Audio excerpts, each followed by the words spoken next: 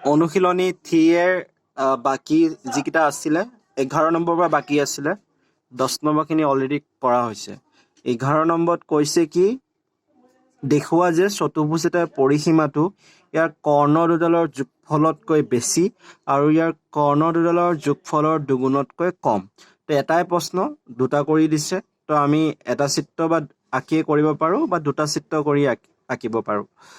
তো প্ৰথমে প্ৰশ্নটো বুজি লোৱা চতুৰ্ভুজৰ পৰিসীমা মানে কি সকলোৱে জানা চাগে কোনো এটা চতুৰ্ভুজৰ 4টা বাহু থাকে ন সেই গোটেই 4টা বাহুৰ যোগফলটোহে তোমালোকৰ পৰিসীমা তো এতিয়া কৈছে যে এই পৰিসীমাটো সেই চতুৰ্ভুজটোৰ কৰ্ণ দুডাল যোগ কৰিলে যিমান পাম তাতকৈ বেছি হয় বুলি কৈছে হৈছে তো প্ৰথমতে আমি এটা কি আঁকিছো চতুৰ্ভুজ আঁকিছো এই চতুৰ্ভুজটো 4টা বাহু থাকিলে চতুৰ্ভুজ বুলি ক'ব পাৰা এ বি চি ডি নাম দিছো ইয়াত মানে কি দেখাব দিছে A B B C C D D এইকেইটা যোগ কৰিলে যিমান আমি মান পাম সেই মানটো এ চি আৰু ডি বি দুটা যোগ কৰিলে বেছি পাম বুলি দেখুৱাব লাগে হল তো কি কৰিছো সেইভাবে ইয়াত চিত্ৰটো আঁকিছো ফাৰ্ষ্ট তাৰপিছত লিখিছো এ বি চি ডি এটা চতুৰ্ভুজ অংকন কৰা হল য'ত এ চি আৰু বি ডি দুডাল কৰ্ণ হৈছে তো এটা চতুৰ্ভুজ আঁকিছো এ চি আৰু বি ডি টো কি হয় আমাৰ ইয়াত কৰ্ণ হয় তো বিপৰীত কোণক লগ কৰা বাহুবোৰকে আমি কৰ্ণ বুলি কওঁ তো এতিয়া আমি ইয়াৰ পৰা এটা এটাকে আমি এনেকে ত্ৰিভুজ হিচাপে ল'ম কাৰণ তেতিয়াহে আমি মানে পাছত প্ৰমাণ কৰিব পাৰিম তো এইটো হ'ল মেথড আৰু গতিকে এইটো আমি ফাৰ্ষ্ট কি ত্ৰিভুজ লৈছো ফাৰ্ষ্ট আমি বি চি ডি ত্ৰিভুজটো লৈছো যে বি চি ডি ত্ৰিভুজৰ পৰা তো ইয়াত কি কৰিছো ত্ৰিভুজটো হ'ল আমাৰ এইটো বি চি ডি আকৌ এনেকে যায় বি পাম হৈছে তো আমাৰ ত্ৰিভুজটো হ'ল এইটো তো ইয়াৰ আগৰ ভিডিঅ'ত মই এটা ধৰ্মৰ কথা কৈছিলো ত্ৰিভুজৰ যে ত্ৰিভুজ এটাৰ দুটা বাহুৰ যোগফল সদায় এটা বাহুটোতকৈ কি হয় বেছি হয় তো ঠিক তেনেদৰে ইয়াত কি কৰিছো B C to C D লগত লগ লগাই দিছো বি চি যোগ চি ডি গ্ৰেটাৰ দেন কি হয় ডি বি মানে এই দুটা বাহু যোগ কৰিলে আমি এই 3 নম্বৰ বাহুটোতকৈ কি পাম বেছি পাম হৈছে এই ত্ৰিভুজটোৰ বাবে বি চি ডি ত্ৰিভুজটোৰ বাবে B C plus D C greater than two কি হ'ব ডি বি ত্ৰিভুজৰ ধৰ্ম মতে তাৰপিছত আমি এ বি ডি ত্ৰিভুজ লৈছো হৈছে তো এইটো হ'ল আমাৰ এ বি ডি ত্ৰিভুজৰ পৰা আমি সেই একেটা ধৰ্মৰ ব্যৱহাৰ কৰিম ইয়াত কি কৰিম এ ডি যোগ A B greater than two কি হ'ব ডি বি দেখিছা A D plus A B greater than to B D তো সেই একেটা ধৰ্মই আমি এবাৰ কোনটো ত্ৰিভুজৰ কাৰণে ব্যৱহাৰ কৰিম এবাৰ আমি কৰিম এ বি চি ত্ৰিভুজৰ বাবে এ বি চি ত্ৰিভুজ আমাৰ কোনটো এইটো এ বি চি হল আকৌ এইটো আমাৰ ত্ৰিভুজটো এইটো ত্ৰিভুজৰ কাৰণে কৰিম সেই একেটাই ধৰ্ম ইয়াত বাহু দুটা কি ল'বা এ বি আৰু B C greater than two কি হ'ব A C A B plus B C greater than two কি হ'ব তোমালোকৰ এ চি এইটো ভুল নকৰিবা যে এ চি টো ইয়াত লিখি নিদিবা বা বি চি টো ইয়াত লিখি নিদিবা লিখিব পাৰা তাত কোনো প্ৰব্লেম নাই কাৰণ কি হ'ল ত্ৰিভুজটো তিনিটাই বাহু আছে যিকোনো দুটা বাহু ল'ব পাৰা আৰু যিকোনো দুটা বাহু লৈ যোগ কৰি পেলাই দিলেও আমি 3 নম্বৰ বাহুটোতকৈ ডাঙৰ পাম কিন্তু আমি এই অংকটো উলিয়াবৰ কাৰণে আমি এনেকৈ ল'ব লাগিব ঠিক আছে কাৰণ আমাক কৰ্ণ সুধিছে ন সেইবাবে এই ত্ৰিভুজটোৰ পৰা আমি কৰ্ণডাল কি লৈছো 3 নম্বৰ বাহু হিচাপে লৈছো এইটো আৰু এইটো বাহু 2 নম্বৰ বাহু হিচাপে লৈছো তাৰপিছত আহিলে আমাৰ 4 নম্বৰ ত্ৰিভুজটো এইটো এ ডি চি ইয়াত লিখা আছে এ ডি চি ত্ৰিভুজৰ পৰা তো এ ডি চি ত্ৰিভুজৰ বাবে আমি যিটো পাম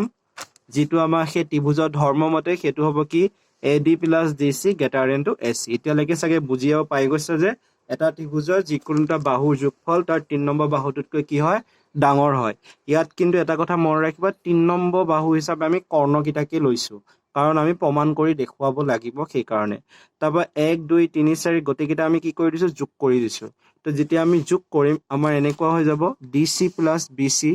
plus A D plus A B plus A B plus B C plus A D plus D C তাৰপৰা যিহেতু গ্ৰেটাৰ দেন চিন আছিলে ন চবৰে মাজতে তো সেইকাৰণে ইয়াতো গ্ৰেটাৰ দেন চিন আহিব আৰু সোঁফালে যিকেইটা আছিলে এইকেইটা ডি বি বি ডি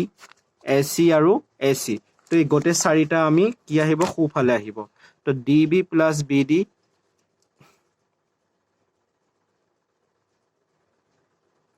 তো গোটেইকেইটা আমাৰ সোঁফালে আহি যাব D B plus B D plus A C হ'ল তাৰপিছত এইকেইটা আমি যোগ যেতিয়া কৰিলো ভালদৰে যদি মন কৰা ইয়াত দেখা পাবা প্ৰতিটোৱে দুটা দুটাকে আছে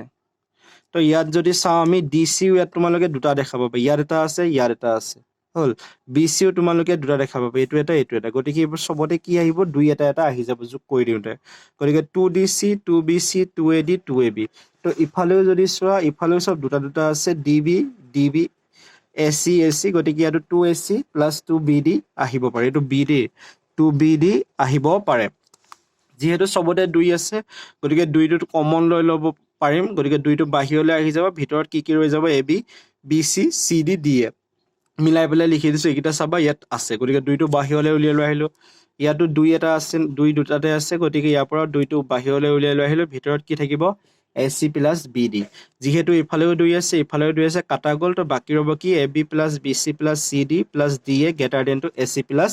BD হল এতিয়া তোমালোকে যদি চোৱা এই ওপৰৰ এইটো পৰিসীমা হোৱা নাই জানো কাৰণ আমাৰ চতুৰ্ভুজটোৰ বাহুকেইটা এইকেইটা নাছিলে নে AB BC CD DA হয় নহয় ইয়াতো চোৱা এইটোৱে ওলাইছে AB plus BC plus CD plus DA আৰু আমাৰ কৰ্ণ কি আছিলে AC আৰু BD তো ইয়াতো চাওঁ যোগ কৰিলে আমি AC প্লাছ BD পাইছো আৰু কি কৈছো এই কৰ্ণ দুটা কিহতকৈ সৰু হয় ইহঁতৰ পৰিসীমাটোতকৈ সৰু হয় হৈছে নাই এতিয়া হৈছে ন কাৰণ এই চিনটোৱে কি বুজায় এইটো সাইড সৰু এইটো সাইড কি বুজায় ডাঙৰ বুজায় তো এইটোৱে হ'ল আৰু তোমালোকে ক্যালকুলেশন কৰি দেখুৱা দৰকাৰ নাই এনেকৈ চিত্ৰ আঁকি দেখাব লাগিব এইটো জ্যামিতিৰ নিচিনা হৈ গৈছে তো গতিকে এইটো হ'ল আমাৰ প্ৰমাণ কৰা হ'ল এটা 2 নম্বৰ কথাটো কি কৈছে যদিহে আমি এই কৰ্ণ দুটা এইটো যে আমি যোগ কৰি পালো এই কৰ্ণ দুটা যদি আমি দুগুণ কৰি দিওঁ ইয়াৰ আগত যদি আমি 2 এটা বহাই দিওঁ তেতিয়া হলে এই সাইডটো ডাঙৰ হৈ যাব এই সাইডটো সৰু হৈ যাব বুলি আমাক 2 নম্বৰ প্ৰশ্নটোত সুধিছে গতিকে 2 নম্বৰ প্ৰশ্নটো আমি প্ৰমাণ কৰোতে সেইটো সিস্টেমত কৰিম বা বস্তুবিলাক আমি এনেকৈ ধৰিম যাতে কি হয় ইয়াৰ আগত 2 এটা আহি যায় আৰু এই সাইডটো ডাঙৰ হৈ যায় এই সাইডটো যাতে কি হৈ যায় সৰু হৈ যায় ঠিক আছে তো চিত্ৰটো এবাৰ লিখিলেই হ'ল ইয়াৰ নেক্সট প্ৰশ্নটো লিখা দৰকাৰ নাই কিন্তু মই লিখি লৈছো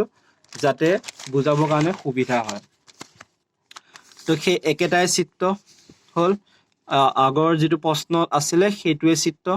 তো লিখিছো কি ওপৰৰ চিত্ৰৰ পৰা এবাৰ আমি ত্ৰিভুজ কিটা বেলেগ ধৰিব লাগিব যোৱাবাৰ আমি ত্ৰিভুজ লৈছিলো এনেকে লৈছিলো বা এনেকে লৈছিলো আৰু কি বুলি কয় এনেকৈ লৈছিলো আৰু এনেকে লৈছিলো মানে কৰ্ণ কিটাক ধৰি পেলাই আমি ত্ৰিভুজ কিটা লৈছিলো কিন্তু এবাৰ আমি ত্ৰিভুজবোৰ এনেকৈ ল'ব লাগিব ত্ৰিভুজবোৰ আমি এই নিচিনাকে ল'ব লাগিব কিয় এই নিচিনাকে ল'ব লাগিব কাৰণ আমাৰ কোৱেশ্চনটো বেলেগ আৰু ত্ৰিভুজ কিটা আমি এনেকৈ ধৰিলে সেই কোৱেশ্চনটো আমি প্ৰমাণ কৰিব পাৰিম ঠিক আছে এতিয়া চোৱা লিখিছো কি ওপৰৰ চিত্ৰৰ পৰা ত্ৰিভুজ AOB পৰা ত্ৰিভুজ AOB বুলি কোৱাৰ লগত এটো হৈ গল হৈছে তো ইয়াত তোমালোকে কি কৰিব লাগিব সেই বাহু দুটা এটো বাহু ল'ব লাগিব আৰু 3 নম্বৰ বাহুটো তোমালোকে এটো ল'ব লাগিব আৰু তেতিয়াহে তোমালোকৰ কি হ'ব মানে উত্তৰটো লাষ্টত যে ওলাবগৈ এইখিনি কথা অকমান মনত ৰাখিব লাগিব গতিকে এই ত্ৰিভুজটোৰ পৰা আমি কি কৰিলো AO plus OB greater than two কি হ'ব AB হৈছে তাৰ পিছত 2 নম্বৰ ত্ৰিভুজ কি ললো ত্ৰিভুজ AOD মানে কি হ'ব এটো ত্ৰিভুজ AOD মানে এটো হ'ব AOD ইয়াৰ পৰা আমি বাহু কি পাম OA আৰু OD প্লাস কৰিম আৰু এই বাহুটোতকৈ সেই দুটা কি হ'ব ডাঙৰ হ'ব সেইকাৰণে কি লিখিছো OA plus OD greater than two কি হয় AD মানে বাহিৰ কিটা আমি 3 নম্বৰ বাহু হিচাপে ল'ব লাগিব হৈছে তো প্ৰেক্টিস কৰিব লাগিব বহুত তেতিয়া তোমালোকৰ মনত ৰৈ যাব কাৰণ কোৱেশ্চন অনুসৰি আমি বেলেগ হিচাপে ধৰিব লাগিব তাৰ পিছত আমি লম ত্ৰিভুজ ODC মানে এটো হ'ব ODC ইয়াত তোমালোকৰ প্ৰথম বাহু দুটা হ'ব এটো বাহু অৰ্থাৎ এই দুটা বাহু যোগ কৰিলে এই বাহুটোতকৈ আমি কি পাম ডাঙৰ পাম গতিকে OD plus OC greater than two কি হ'ব তোমালোকৰ DC হৈছে OD plus OC greater than to DC তাৰ পাছৰ ত্ৰিভুজটো আহিব ত্ৰিভুজ OBC ত্ৰিভুজ কি হ'ব এটো OBC ইয়াৰ বাবে তোমালোকৰ বাহু দুটা কি হ'ব এটা হ'ব OB এটা হ'ব OC আৰু এটা হ'ব BC তো সেইকাৰণে ইয়াত কি লিখিছো OB plus OC greater than to BC তো গটেকিটাকে নাম দিয়া 1 2 3 4 কে তাৰ পিছত আমি কি কৰিম গটেকিটা আমি যোগ কৰিম গটেকিটা যেতিয়া আমি যোগ কৰিম এই বাওঁফালে থকাখিনি বাওঁফালৰ লগত লগ লগাই দিবা সোঁফালে থকাখিনি সোঁফালৰ লগত কি কৰিবা লগ লগাই দিবা হৈছে তো এতিয়া এনেকে যেটা যোগ কৰিম প্ৰথম আহিব AO OB OA plus OD plus OD plus OC plus OB plus OC আৰু গ্ৰেটাৰ দেন চিন থাকিব কাৰণ ইয়াত যদি সবতে গ্ৰেটাৰ দেন চিন আছে দেখিছা তো এতিয়া সোঁফালে থাকিব AB plus BC plus CD plus DA তো ইয়াতো যদি চোৱা তোমালোকে AO দুবাৰ পাবা এটো এটা হৈছে OB দুবাৰ পাবা গতিকে আমি এইবোৰ কি লিখিব পাৰো 2OA 2OB 2OD 2OC, কাৰণ এইবোৰ গোটেইবোৰ দুবাৰ দুবাৰ আছে, তো দুবাৰ দুবাৰ লিখা আকৌ এনেকৈ একেবাৰতে 2 এটা লগাই পেলাই লিখাটোৱে বেছি ভাল হয়। তো ইফালে যদি চোৱা চব এবাৰ এবাৰেই আছে, AB এবাৰ আছে, BC এবাৰ আছে, CD এবাৰ আছে, DAও এবাৰেই আছে। হ'ল, এতিয়া তোমালোকে চোৱা ইয়াত চবতে 2 আছে, গতিকে আমি 2টো বাহিৰলৈ উলিয়াই লৈ আহিব পাৰিম। গতিকে লিখিম কি 2 whole into OA plus OB plus OD plus OC greater than to AB plus BC plus CD plus DA হৈছে। এতিয়া এটা কথা মন কৰা, এইটো যে OA দেখিছা ন, ইয়াত তোমালোকে চিত্ৰটো ভালদৰে চোৱা, OA যোগ OC, AC নহ'ব জানো? OA যোগ OC কৰিলে আমি AC নাপাম জানো? ইয়াতো ঠিক তেনেকৈ আছে চোৱা, এই OA টো OC লগত যোগ হৈ থকা নাই জানো? তাৰমানে এইটো আৰু এইটো লগ লাগি তোমালোকৰ হ'ব AC। ঠিক একেদৰে OB লগত OD লগ লাগি তোমালোকৰ কি হ'ব? BD। তো এইটোতো সেনেকৈ হ'ব OB প্লাছ OD মানে কি হ'ব? BD। তাৰমানে এই চাৰিটাক আমি AC প্লাছ BD বুলি লিখিব পাৰোঁ। আৰু বাহিৰত কি দেখিছে? এটা 2 এটা আছে, তাৰমানে এইটো চাইড কি হৈ গ'ল তোমালোকৰ 2 whole into AC plus BD greater than ইফালে কি থাকি গ'ল তোমালোকৰ AB plus BC plus CD plus DA। তো এইটো তোমালোকৰ পৰিসীমা নহয় জানো? সেই চতুৰ্ভুজটোৰ গোটেইকেইটা বাহুৰ যোগফল, আৰু চতুৰ্ভুজটোৰ গোটেইকেইটা বাহুৰ যোগফলটোৱে পৰিসীমা বুলি কোৱা হয়। আৰু এই দুটা কৰ্ণ দুটাৰ যোগফল নহয় জানো? আৰু এইটো দুগুণ কৰিব দিছিলে ন, গতিকে কৰ্ণ দুটাৰ যোগফলত দুগুণ হৈ গ'ল, আৰু এইটো তোমালোকৰ চতুৰ্ভুজটোৰ কি হ'ল? পৰিসীমা হ'ল। ইয়াত কি দেখা পাইছা? কৰ্ণ দুটাৰ যোগফল কৰাৰ পিছত যদি দুগুণ কৰোঁ, সেই চাইডটো চতুৰ্ভুজটোৰ পৰিসীমাতকৈ কি হয়? ডাঙৰ হয়। আৰু আমাক প্ৰমাণো সেইটোৱে কৰিবলৈ দিছিলে। তাত চোৱা, ইয়াৰ কৰ্ণ দুটাৰ যোগফলৰ দুগুণতকৈ কম, মানে পৰিসীমাতকৈ কি হ'ব লাগে? কম হ'ব লাগে। গতিকে এইটো তোমালোকৰ কি হ'ল? প্ৰমাণ কৰা হ'ল। তাৰপিছত আমি 12 নম্বৰটো কৰিম। 12 নম্বৰটো তোমালোকক কৈছে এটা সপ্তভুজৰ 7টা কোণৰ ভিতৰত 6টা কোণেই সমান যদি বাকী কোণটোৰ মাপ 60 ডিগ্ৰী, তেন্তে কোণকেইটা উলিওৱা। অৰ্থাৎ এটা সপ্তভুজ আছে, আৰু সপ্তভুজটো কি হয় তোমালোকক মই আগতেই কৈছোঁ, যদিহে তাত 7টা বাহু থাকে তেতিয়াহ'লে তাত কেইটা কোণ থাকিব? 7টা কোণো থাকিব হৈছে। আৰু ইয়াত তোমালোকক কৈছে কি যে সেই 7টা কোণৰ ভিতৰত এটা কোণৰ মান দিয়া আছে 60, আৰু বাকী যি 6টা কোণ আছে সেই 6টা কোণ প্ৰতিটোৰে মান সমান বুলি কৈছে। ঠিকে আছে, তাৰমানে এই কথাখিনিৰ পৰা আমি এতিয়া কি কৰিব লাগে? তাত সেই সমান কোণকেইটাৰ মান উলিয়াব লাগে। হ'ল, টোটেল 7টা কোণ আছে এটা সপ্তভুজত, তাৰ ভিতৰত এটা কোণৰ মান দিয়া আছে 60, আৰু বাকী 6টা কোণৰ মান দিয়া নাই, কিন্তু আমাক কৈছে যে সেই 6টা কোণৰ প্ৰতিটোৰে মান সমান হয়, তেতিয়াহ'লে সেই প্ৰতিটো কোণৰ মান কিমান হ'ব সেইটো আমি উলিয়াব লাগে। ইয়াত কি কৈছে চোৱা, বহুভুজটো সপ্তভুজ হোৱাৰ বাবে বাহুৰ সংখ্যা কি হ'ব? 7। নামটোৰ পৰা গমেই পাই আছে সপ্তভুজ, গতিকে বাহুৰ সংখ্যাও কি হ'ব? 7। তো আমি কি জানো? আমি এটা ফৰ্মুলা জানো যে অন্তঃকোণবোৰৰ সমষ্টি। তো অন্তঃকোণবোৰৰ সমষ্টি সমান কি হয়? 2n - 4 পূৰণ সমকোণ। তো সমকোণ মানে 90 ডিগ্ৰী, ফৰ্মুলাটো আছে ন, মনত আছে চাগে। তো n মানে কি আছিল? বাহুৰ সংখ্যা, আৰু বাহুৰ সংখ্যা আমি কিমান পাইছোঁ? 7 পাইছোঁ, গতিকে n ৰ ঠাইত কি বহাম? 7 বহাম। তো 2 পূৰণ 7 - 4, ইফালে পূৰণ সমকোণৰ কাৰণে 90 ডিগ্ৰী আহিব, 14ৰ পৰা 4 গ'লে 10 থাকিব, পূৰণ কি হ'ব? 90। 10 পূৰণ 90 হ'লে কি হ'ব? 900। তাৰমানে সেই সপ্তভুজটোৰ ভিতৰত যিমানবোৰ কোণ আছে সেই গোটেইবোৰ কোণৰ যোগফল তোমালোকে কিমান পালা? 900 ডিগ্ৰী পালা। সেই সপ্তভুজটোৰ ভিতৰৰ প্ৰতিটো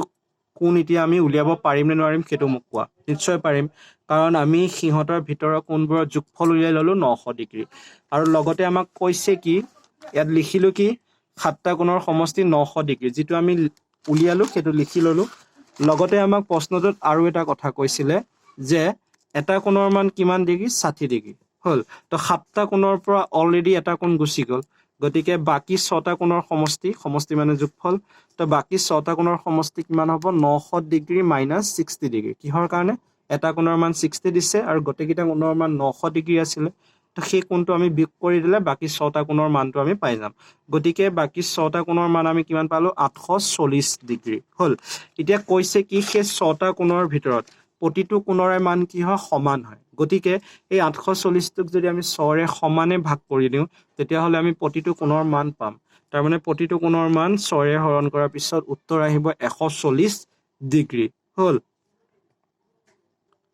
তাৰপিছত আহিলে আমাৰ 13 নম্বৰ প্ৰশ্নটো। 13 নম্বৰ প্ৰশ্নটো তোমালোকক কৈছে এটা বহুভুজৰ অন্তঃকোণবোৰৰ সমষ্টি 32 সমকোণ প্ৰশ্নটো চোৱা তোমালোকৰ কিতাপতো পাবা তো এটা বহুভুজৰ অন্তঃকোণবোৰৰ সমষ্টি কিমান 32 সমকোণ ইয়াৰ বাহুৰ সংখ্যা কিমান তো তোমালোকক ইয়াত অন্তঃকোণবোৰৰ সমষ্টি দিয়া আছে আৰু তাৰ পৰা আমি বাহুৰ সংখ্যা উলিয়াব লাগে হল তো দিয়া আছে কি অন্তঃকোণবোৰৰ সমষ্টি সমান 32 সমকোণ হৈছে 32 সমকোণ মানে 32 পূৰণ সমকোণ অৰ্থাৎ 32 সমকোণ মানে কি 90 ডিগ্ৰী গতিকে 32 পূৰণ 90 ডিগ্ৰী তাৰ পিছত আমি কোনটো ফৰ্মুলা পৰা উলিয়াব পাৰিম অন্তঃকোণৰ সমষ্টি ফৰ্মুলাটোৰ পৰা আমি এই অংকটো উলিয়াব পাৰিম তো এইবোৰ তোমালোকে যেতিয়া কিতাপখন বহুত ভালদৰে পঢ়িবা অংকবোৰ বহুত প্ৰেক্টিছ কৰিবা তেতিয়া তোমালোকে প্ৰশ্নটো পঢ়োঁতে গম পাবা কোনটো ফৰ্মুলা ইউজ কৰিব লাগিব তো ইয়াত অন্তঃকোণবোৰৰ সমষ্টি আমাক অলৰেডি দিয়ে দিলে এইটো 32 পূৰণ 90 ডিগ্ৰী হয় নহয় এইটো মই পূৰণ এইকাৰণে কৰা নাই কাৰণ পাছত কাটা যাব নহ'লে এনেই পূৰণ কৰিব পাৰিলা হয় ডাঙৰ হৈ গ'ল হয় পূৰণ কৰা দৰকাৰ নাই কাৰণ পিছত কাটাই যাব তো আমি জানো যে অন্তঃকোণবোৰৰ সমষ্টি কি হয় এই ফৰ্মুলাটো আছিলে 2n - 4 হোল ইনটু 90 ডিগ্ৰী হল আৰু এই অন্তঃকোণবোৰৰ সমষ্টি মানটো ওপৰত আমাক দিয়া আছে গতিকে সেইখিনি পাতি দিয়া 32 পূৰণ 90 ডিগ্ৰী আৰু ইফালে যিটো আছে 2n - 4 পূৰণ 90 ডিগ্ৰী তো ইয়াতো 90 আছে ইয়াতো 90 আছে কেনসেল যাব তো বাওঁফালে বাকি থাকিলে 32 আৰু ইফালে বাকি থাকিব কি 2n - 4 ইয়াত n টো কি আছিল তোমালোকৰ বাহুৰ সংখ্যা আছিলে তো এইখিনি যেতিয়া আমি সমাধান কৰিম তেতিয়া আমি n ৰ মান পাম 18 সমাধান কেনেকৈ কৰিছো 4 টো সোঁফালে মাইনাস হৈ আছে বাওঁফালে লৈ যোৱা 32 + 4 36 হ'ব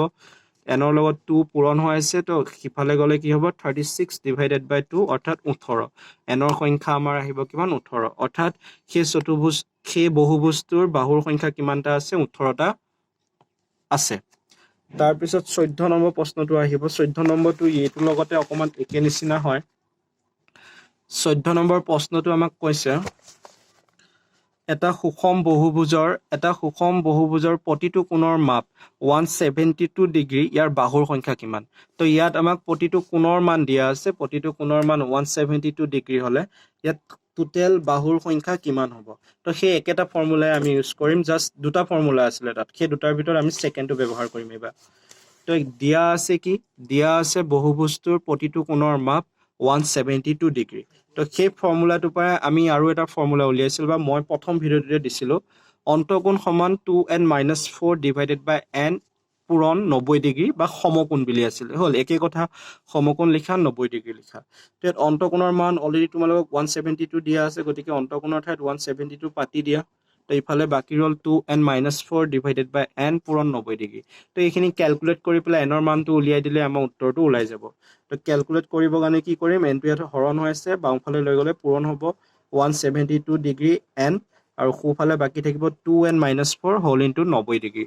তো 90 টো এক্সট্ৰাকে পূৰণ কৰা ব্ৰেকেটটো উঠাই পেলাই এবাৰ ইয়াৰ লগত পূৰণ হ'ব এবাৰ ইয়াৰ লগত পূৰণ হ'ব তো 90 টো 2n ৰ লগত পূৰণ হ'লে 180 ডিগ্ৰী n আহিব 4 লগত পূৰণ হ'লে 360 ডিগ্ৰী আহিব আৰু মাজত মাইনাস চিন থকা কাৰণে মাইনাস চিন হ'ব তেতিয়া n কিটা ইফালে লৈ যোৱা এটা সাইডে লৈ যোৱা তো ইয়াত থাকিলে 180 ডিগ্ৰী n টো প্লাছত আছিলে বাওঁফালে গ'লে কি হ'ব মাইনাস গতিকে 172 ডিগ্ৰী n - 180 ডিগ্ৰী n আৰু সোঁফালে কি থাকিব তোমালোকৰ -360 ডিগ্ৰীটো অকলে ৰৈ যাব তো এইটো যেতিয়া বিয়োগ কৰিম এনসাৰ এত বাকি ৰব -8 ডিগ্ৰী n সমান -360 ডিগ্ৰী n তাৰ পিছত মাইনাস ইয়াতো আছে কেনসেল যাব প্লাস হৈ যাব তাৰপৰা n ৰ লগত 8 পূৰণ হৈ থকাৰ কাৰণে 360 টো লগত আহি গ'লে কি হৈ যাব হৰণ হৈ যাব কাৰণ সেই তাত পূৰণ হৈ আছে সমান চিহ্ন সিফালে আহিলে কি হৈ যাব হৰণ অৰ্থাৎ 360 ক যেতিয়া আমি 8 ৰে হৰণ কৰিম এনসাৰ আমাৰ কিমান আহিব 45 অৰ্থাৎ এই বহুভুজটোত বাহুৰ সংখ্যা কিমান হ'ব 45টা হ'ব